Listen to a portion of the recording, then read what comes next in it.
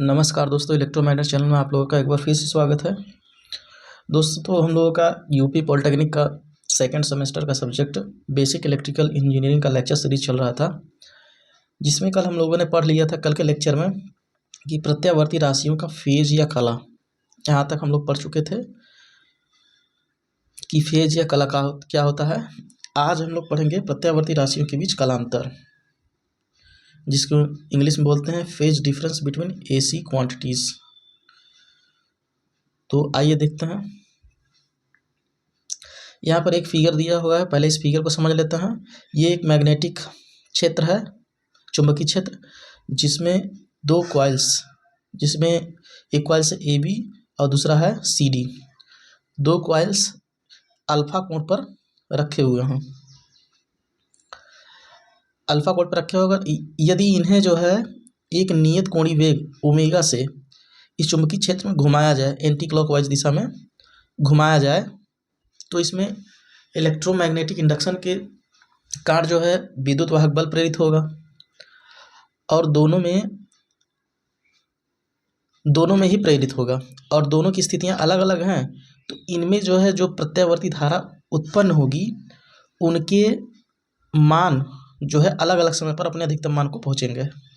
यहाँ देख सकते हैं, यदि जो ए बी कॉइल है, इसमें अगर ये वाली धारा ए धारा प्रवाहित हो रही है या इंड्यूस्ड हो रही है, और सी डी वाले में सी धारा इंड्यूस्ड हो रही है, तो यहाँ आप देख सकते हैं सबसे पहले जो है ये अपने अधिकतम मान तक पहुँचती है जो ए बी में इंड्यूस्ड हो रहा है। जो ए बी में प्रेरित हो रहा है विद्युत वाहक बल, वो अपने अधिकतम मान को पहले पहुँच रहा है।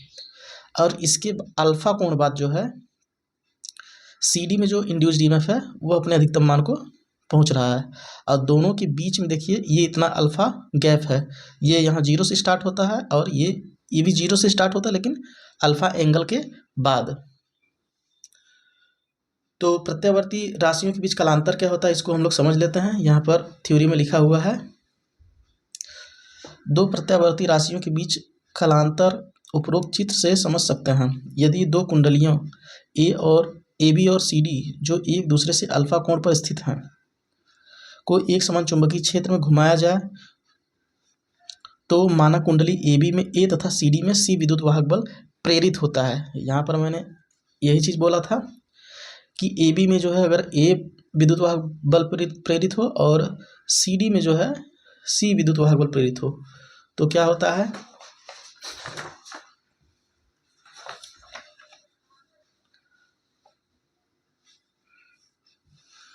प्रेरित होता है क्योंकि कुंडलियां परिभ्रमण कर रही हैं, अतः प्रेरित ईएमएफ एसी प्रकार का होगा। कुंडली जो है विद्युत क्षेत्र में गति कर रही है एंटी क्लॉकवाइज, तो उसमें जो प्रेरित विद्युत वाहक बल होगा वो एसी नेचर का होगा।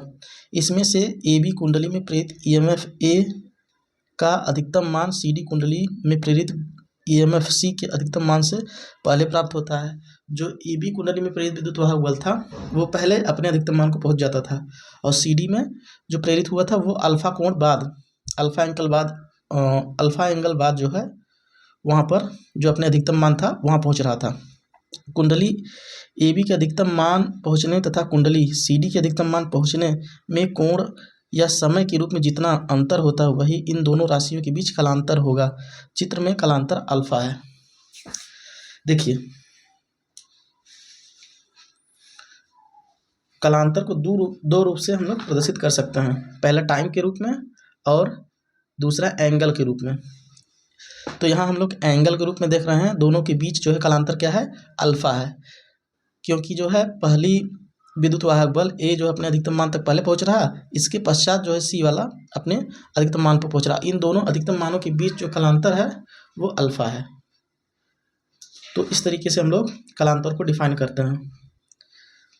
अब इसके बाद प्रत्यावर्ती धारा और वोल्टेज में लीडिंग और लैगिंग का कुछ कॉन्सेप्ट होता है, इसको हम लोग देख लेते हैं कि लीडिंग और लैगिंग क्या होता है। देखिए दोस्तों, जैसे मान लीजिए आप दो दोस्त हैं, अपने साइकिल से जा रहे हैं, एक दूसरे के समांतर साइकिल से जा रहे हैं। यदि आपका दोस्त आपसे आगे निकल जाए तो उसको बोलेंगे आपके सापेक्ष आपका दोस्त क्या है, लीड कर गया। और आपके दोस्त के सापेक्ष यदि देखा जाए तो आप उससे लैग कर रहे हैं। तो लीडिंग और लैगिंग में देखिए दो राशियाँ, कम से कम दो राशियों का होना आवश्यक है, और उसमें से एक राशि को हम लोग रेफरेंस मानते हैं, रेफरेंस या आधार मानते हैं, उसी के सापेक्ष हम लोग लीडिंग और लैगिंग का डिसीजन करते हैं। तो आइए देखते हैं, कोई प्रत्यावर्ती राशि अग्रगामी है या पश्चगामी, इसका निर्णय लेने के लिए हमें कम से कम दो राशियों की आवश्यकता होती है, जो मैंने बताया। इन दोनों में से किसी एक को संदर्भ रेफरेंस मानकर उसी के सापेक्ष मानकर दूसरी राशि की कला ज्ञात करते हैं। यदि कला में रेफरेंस मानी गई राशि से दी गई राशि वामावर्त, वामावर्त मतलब एंटी क्लॉकवाइज है, तो है दिशा में है, तो दी गई दूसरी राशि पहले के सापेक्ष अग्रगामी होगा। यदि दूसरी राशि पहली के दक्षिणावर्त दिशा में हो तो दूसरी राशि पहली के सापेक्ष पश्चिगामी होगा। ये थ्योरी से अभी समझ में नहीं आया होगा, आप लोग यहाँ समझिए चित्र से तो अच्छे से समझ में आ जाएगा। ये इसका फिगर दिया हुआ है, यहाँ देख सकते हैं दो क्वांटिटीज़ हैं, एक EA है और एक EB है। ये दोनों ही प्रत्यावर्ती नेचर के हैं और इनके बीच कालांतर कितना है, अल्फा है। अब कौन लीडिंग है कौन लैगिंग है, इसको जानने के लिए हम लोग क्या करते हैं, सबसे पहले किसी एक को रेफरेंस मानेंगे। यदि हम EA को रेफरेंस मानेंगे तो EA के सापेक्ष देखिए EB क्या कर रहा है, लीड कर रहा है। लीड और लैग कैसे डिसाइड करेंगे, यदि EA के सापेक्ष EB क्या होता है, वामावर्त दिशा में हो, एंटी क्लॉकवाइज दिशा में, देख सकते हैं ये एंटी क्लॉक, यहाँ से अल्फा कोण एंटी क्लॉकवाइज दिशा में है, तो ये लीडिंग होगा। और लैगिंग कैसे डिफाइन करते हैं, यदि देखिए EB को हम लोग रेफरेंस माने तो EB के सापेक्ष EA क्या है, EB के सापेक्ष EA देखिए दक्षिणावर्त दिशा में है, तो इसको क्या बोलेंगे हम लोग, लैग कर रहा है EB के सापेक्ष EA। तो कुल मिला की बात यह है कि किसको आप रेफरेंस मान रहे हैं उसी के अनुसार जो है लीडिंग और लैगिंग का निर्धारण किया जाता है। यदि EA को हम लोग रेफरेंस मानेंगे तो EB जो है लीड कर रहा है, यदि EB को हम लोग रेफरेंस मानेंगे तो EA लैग कर रहा है। आई होप ये आप लोगों को समझ में आ गया होगा।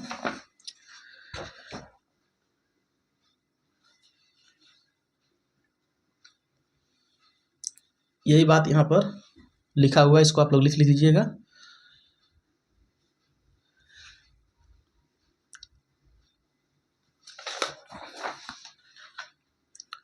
देखिए यहाँ मैं एक चीज़ बताना भूल गया, लीडिंग और लैगिंग जो है दो आधार पर हम लोग डिसाइड करते हैं। पहला एक कोण के आधार पर होता है, ये कोण के आधार पर हम लोग सीखें, अभी जो सीखें वो कोण के आधार पर था। और दूसरा क्या है, दूसरा है तरंग रूप के आधार पर। तरंग रूप के आधार पर कैसे हम लोग लीडिंग और लैगिंग को डिसाइड करते हैं, तरंग रूप में क्या होता है, जो क्वांटिटी, जो प्रत्यावर्ती क्वांटिटी पहले अपने अधिकतम मान को प्राप्त करेगी उसको जो है हम लोग लीडिंग कहते हैं, जो बाद में प्राप्त करेगी अपने अधिकतम मान को उसको लैगिंग बोलते हैं। देखिए यहाँ पर हम लोग अगर यहाँ पर देखें तो सबसे पहले इस तरफ से देखें बाएं साइड से, तो ये EB जो है, EB अपने अधिकतम मान को पहले प्राप्त कर रही है और EA क्या है, अल्फा कोण बाद अपने अधिकतम मान को प्राप्त कर रही है। तो तरंग रूप में इस प्रकार डिसाइड करते हैं कौन लीडिंग है और कौन लैगिंग है। जो राशि अपने अधिकतम मान को पहले प्राप्त करेगी वो लीडिंग होगी और जो पीछे प्राप्त करेगी वो लैगिंग होगा। यही बात यहाँ थ्योरी फॉर्म में लिखी हुई है, आप लोग देख सकते हैं। तरंग रूप में निम्न प्रकार अग्रगामी तथा पश्चिगामी राशि का पता करते हैं। सबसे पहले दी गई वेब फॉर्म को ध्यान से देखते हैं कि इसमें सबसे पहले कौन सी राशि अपने अधिकतम मान को प्राप्त करती है। यही बात मैं बता चुका हूँ, जो राशि पहले अधिकतम मान प्राप्त करेगी वह दूसरी राशि के सापेक्ष अग्रगामी होगी। यदि पहली राशि अल्फा कोण पहले अधिकतम मान प्राप्त करे तो इसे चित्र के अनुसार EB बराबर EM sine omega t plus alpha द्वारा लिखते हैं और EA को EA बराबर EM साइन ओमेगा t से लिखते हैं। देखिए जो उनका इक्वेशन होता है उससे भी हम लोग पता कर सकते हैं कौन सी राशि लीड कर रही है कौन सी राशि लैग कर रही है। यहाँ देखिए जो इक्वेशन लिखा हुआ है यहाँ पर देख सकते हैं, EB में क्या है, प्लस अल्फा है, यहाँ ओमेगा टी के बाद प्लस अल्फा है और यहाँ पर प्लस अल्फा नहीं है, तो इसको रेफरेंस माना गया है। इसके सापेक्ष जो है ये EB क्या है, अल्फा कोण आगे है, इसीलिए इसमें प्लस लिखा हुआ है, यहीं पर माइनस लिखा होता तो ईबी ईए से जो है अल्फा कोण से लैग करती। तो समीकरण से भी हम लोग लीडिंग लैगिंग का पता कर सकते हैं। आइए अगले टॉपिक पे चलते हैं। देखिए जो हम लोग लीडिंग लैगिंग के कॉन्सेप्ट सीखे हैं अभी पीछे, वो सब अभी अब आगे जो है जाके काम आएंगे, क्योंकि प्रत्यावर्ती धारा जो है, प्रत्यावर्ती धारा डीसी धारा से थोड़ी अलग होती है, उसका नेचर थोड़ा अलग होता है। इसमें कई प्रकार के परिपथ में इसका नेचर बहुत हटके होता है डीसी से। जैसे यहाँ पर देख सकते हैं पहला दिया हुआ है। अब यहाँ देखिए हम लोग विभिन्न प्रकार के परिपथ को जो है विभिन्न प्रकार के परिपथ में एसी धारा को लगाकर, एसी वोल्टता को लगाकर धारा और वोल्टता के बीच में रिलेशन को निकालेंगे और उसमें पावर कंजप्शन को निकालेंगे। तो आइए देखते हैं प्रत्यावर्ती राशियों का विभिन्न परिपथों में व्यवहार। देखिए विभिन्न परिपथों में प्रत्यावर्ती धारा का जो है अलग अलग व्यवहार होता है, इसलिए सबसे पहले हम लोग पढ़ते हैं शुद्ध प्रतिरोधी परिपथ में। यदि परिपथ जो है शुद्ध प्रतिरोधी हो तो जो है उसका नेचर क्या होगा। देखिए यहाँ पर एक सर्किट डायग्राम दिखाया गया है जिसमें जो है आर ओम का रेजिस्टेंस लगा हुआ है। इसके क्रॉस यहाँ भी बराबर वीएम साइन ओमेगा टी प्रकार का जो है एक एसी वोल्टेज आरोपित किया गया है। देखिए दोस्तों जब हम लोग डीसी पढ़ रहे थे तो वहाँ बैटरी का साइन, कुछ हम लोग बैटरी का साइन लगाते थे किस प्रकार, ऐसे इस तरीके से बैटरी का साइन बनाते थे। ये प्लस होता था, ये माइनस होता था। लेकिन यहाँ पर हम लोग एसी पढ़ रहे हैं तो एसी को हम लोग कैसे डिनोट करते हैं, ऐसे गोला बनाएंगे, इसके अंदर इस तरीके से कुछ तरंग रूप दिखा देंगे तो ये एसी का सिंबल हो जाता है। तो आइए देखते हैं जो है प्रतिरोधी परिपथ में वोल्टेज अप्लाई करने पर वोल्टेज और धारा में क्या रिलेशन होता है उसको देखते हैं। किसी शुद्ध प्रतिरोधी परिपथ में एसी वोल्टता लगाने पर परिपथ में जो एसी धारा प्रवाहित होगी वह वोल्टता के फेज में होगी, अर्थात दोनों में कालांतर 0 होगा। यदि V तथा I का फेजर डायग्राम सदिश आरेख बनाए तो निम्नवत होगा। देखिए आई होप दोस्तों आप लोग जो है सदिशों का निरूपण पढ़े होंगे कि सदिश को हम लोग कैसे निरूपित करते हैं। तो यहाँ देख सकते हैं ये प्रत्यावर्ती धारा वोल्टेज है और इसी की दिशा में प्रत्यावर्ती धारा भी फ्लो हो रही है। तो प्रतिरोधी परिपथ में क्या होता है, धारा और वोल्टेज में कोई भी डिफरेंस नहीं होता, फेज डिफरेंस कुछ भी नहीं होता है, अर्थात कालांतर 0 होता है। यदि हम लोग पिछले जो है कॉन्सेप्ट कालांतर और फेज डिफरेंस और कला ये सब नहीं पढ़े होते तो अभी ये बात समझ में नहीं आती हम लोगों को।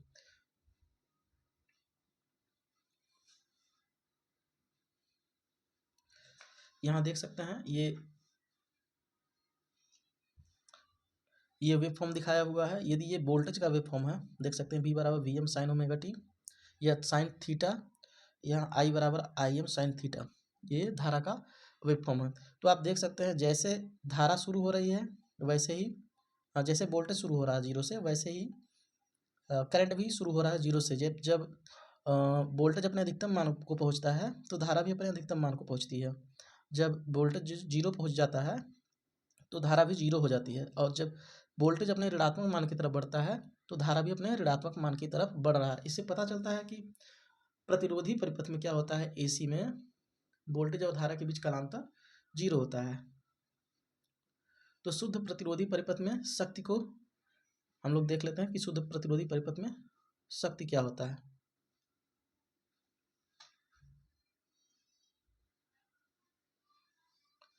देखिए किसी शुद्ध प्रतिरोधी परिपथ में प्रत्यावर्ती धारा या वोल्टता लगाने पर उस प्रतिरोध में व्यय शक्ति का मान वोल्टता तथा धारा के तात्क्षणिक मानों के गुणनफल के बराबर होता है।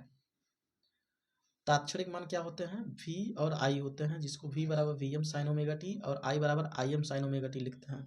तो यहाँ पर हम लोग P बराबर वी आई लिख सकते हैं। V क्या है, तात्क्षणिक मान है, और I भी धारा का तात्क्षणिक मान है, वोल्टता का तात्क्षणिक मान है। यहाँ पर यही लिखा हुआ है।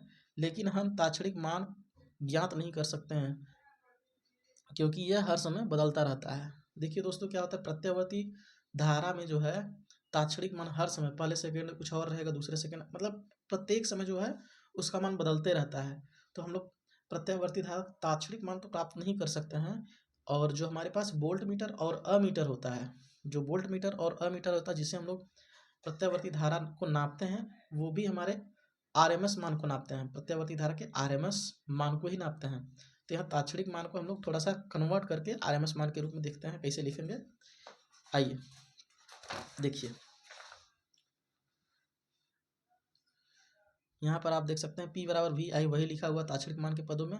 अब V और I का मान जब इसमें रखेंगे हम लोग, तो देखिए कुछ इस तरीके का समीकरण बनेगा। P बराबर V M sine omega T into I M sine omega T.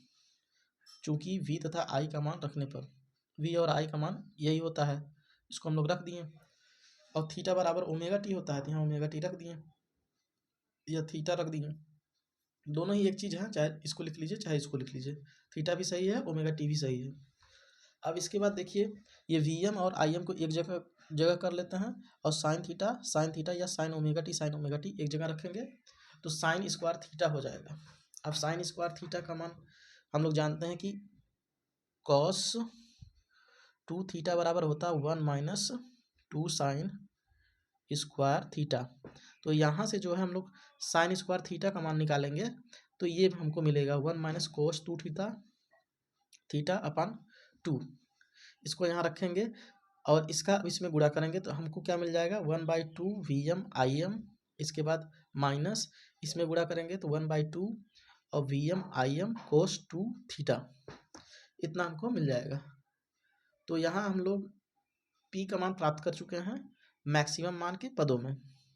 देखिए यहाँ पर P का 2 भाग है, फर्स्ट सेकंड, तो टोटल पावर के 2 भाग होते हैं, जिसमें ये वाला जो है टाइम से मुक्त है। देखिए इसमें टाइम या फिर एंगल का कोई रोल नहीं है, लेकिन यहाँ पर टाइम और एंगल का रोल है, क्योंकि इसी को हम लोग क्या लिख सकते हैं, थीटा को 2π/ft भी लिख सकते हैं।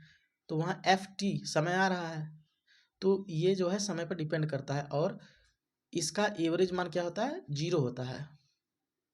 तो हम लोग जो है प्रतिरोधी परिपथ में जो हमारा इसका एवरेज मान 0 हो जाएगा। और हमारे पास जो मीटर होते हैं, पावर मीटर जिसको बोलते हैं शक्ति मापक उपयंत्र, या वाट मीटर जिसको बोलते हैं हम लोग, वाट मीटर क्या होता है, वो हमारे जो है औसत मान को नापता है। औसत मान को नापेगा तो देख सकते हैं इसका औसत मान क्या हो जाएगा, 0 हो जाएगा, क्योंकि जैसे यहाँ पर जो है थीटा का मान 45 डिग्री पहुँचेगा, तो ये cos 90 का मान क्या हो जाएगा, 0 हो जाएगा। ये समय के साथ बदलते रहता है, तो इसका औसत मान क्या होगा, 0 होगा इस भाग का। तो हमारा जो वाट मीटर होता है इसको रीड नहीं करता है, इसको रीड करेगा। यहाँ शक्ति के 2 भाग होते हैं, यही बात लिखा हुआ है। यहाँ शक्ति के 2 भाग प्राप्त हो रही है, पहला भाग स्थिर तथा दूसरा भाग विचलन है। विचलन मतलब ये समय के साथ परिवर्तित हो रहा है, जिसकी आवृत्ति सप्लाई आवृत्ति की दोगुनी है। यहाँ पर देख सकते हैं सप्लाई की आवृत्ति हमारी क्या थी, थीटा थी। यहाँ देखिए थीटा थी, लेकिन यहाँ हमको क्या मिल रहा है, 2 थीटा मिल रहा है, दोगुना मिल रहा है। तो यही बात यहाँ लिखा हुआ है, जो विचलन भाग का जो फ्रीक्वेंसी होता है वो सप्लाई फ्रीक्वेंसी का दोगुना होता है। विचलन भाग का औसत मान 0 होगा, ये बात मैं पहले बता चुका हूँ कि इस वाले भाग का औसत मान 0 होगा, और हमारा वाट मीटर केवल इसी को रीड करेगा। और किसी भी परिपथ की कुल शक्ति उसकी औसत शक्ति होती है। औसत शक्ति होती है, और हमारा वाट मीटर क्या होता है, औसत ही नापता है, तो इसका औसत 0 हो जाएगा, इसलिए हमारा केवल इतना ही रीड कर पाएगा हमारा वाट मीटर। तो देखते हैं, तो इसको हम लोग देखिए P बराबर 1/2 VM IM ये हमको मिला है वहाँ पर। इसको थोड़ा अलग हम लोग लिख लेते हैं, क्या करते हैं, ये 2 को, ये जो 2 है यहाँ पर, इसको √2 इंटू √2 लिख लेते हैं। देखते हैं क्या होता है। देखिए यहाँ P बराबर VM/√2 IM/√2 इस प्रकार लिख लेते हैं। अब देखिए ये VM/√2 और IM/√2 क्या है, ये वोल्टेज का RMS समीकरण है, और ये धारा का RMS मान है। तो इस तरीके से हम P को क्या लिख सकते हैं, प्रतिरोधी परिपथ में P बराबर IRMS VRMS, या फिर इसी को थोड़ा उलट के लिख सकते हैं, P बराबर VRMS इंटू IRMS।